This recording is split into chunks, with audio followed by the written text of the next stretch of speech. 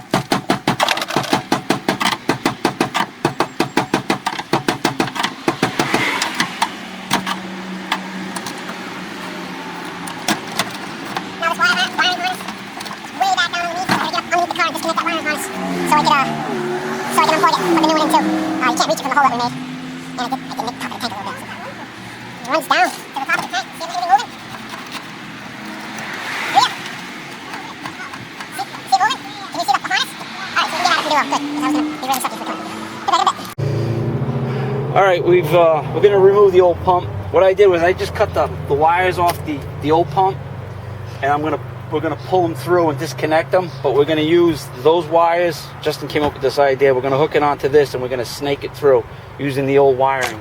But right now we're going to get the old pump out. So Justin has a catch pan.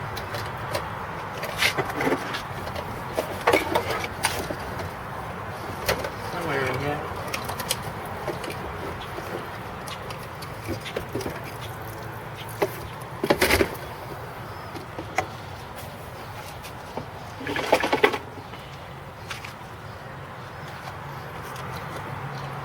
We dropped the pickup screen down in there. I gotta grab it. I got a long pair of needle nose. I'm just gonna reach down into the bottom of the tank and grab that pickup screen that just fell.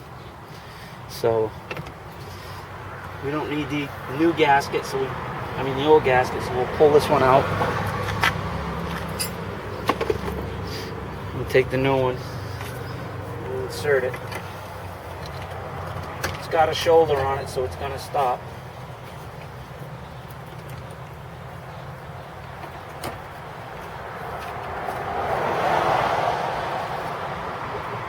Grab my long needle nose pliers, and I'm going to pick up that pickup screen. Alright, I'm going to install the new pump now, gently.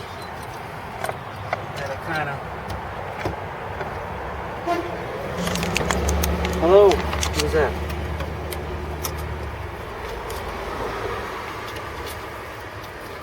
Kind of position it where it was before.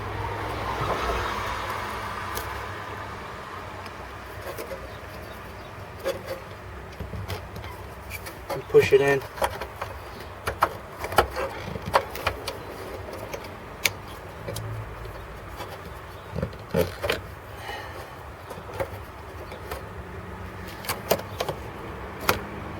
What I was confused here is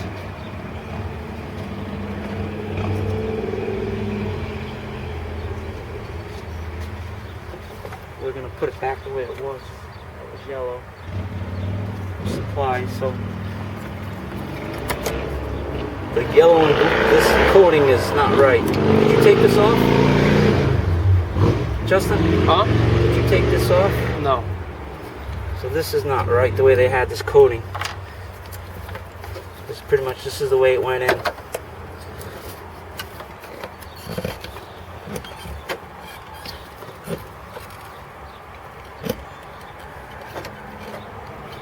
Okay, so now we take the ring of doom.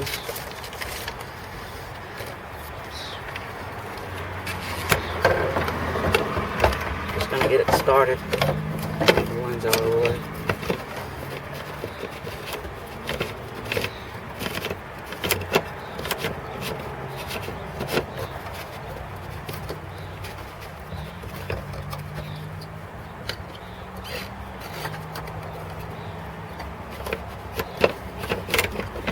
Thread, it should go on fairly easily.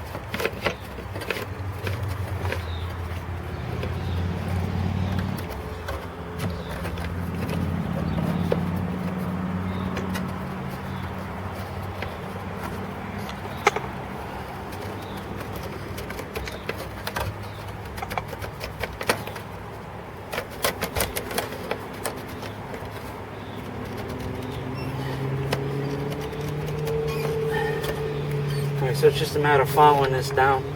And that's it. We'll tighten that up, and then we're going to hook this up to these wires here and pull them through.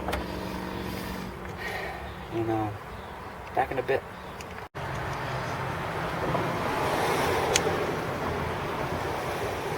Alright, we got the new pump in. It's nice and tight. Just work my way around with this. I don't want to go any more than that. It's tight. We're gonna start it up and see if there's any leaks. You got your keys?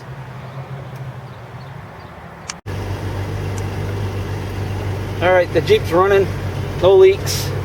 Everything's fine. Connections are good, nice and tight. So we're gonna just put the panel back in. We're gonna use aluminum foil tape, tin knocker stuff, and he's gonna take it for a drive. Like I say, I hope it's this, because we've been chasing our tail for quite some time with this car. There's no check engine lights on, nothing, no codes. So we did have a crank position sensor. That was a problem in the beginning. That started this whole mess. Was that we replaced it with an AutoZone one. It didn't work. Went out and got another AutoZone one, put it in, it didn't work. Went out and got an OEM one, boom, fired right off. So the certain sensors and stuff, I wouldn't trust the AutoZone. Try to get OEM or something that's like a higher, up on the higher range of Napa. All right, so we're gonna put the panel in, and then we're gonna put everything back. He's gonna take it for a drive, and give it a romp, and see what happens. All right, see you in a bit. Okay.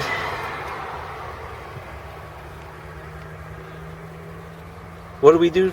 We engineered it. We made it what, Justin? Better. We made it better. All right. It's a fix. Second gen Jeep garage. Peace. Made it better.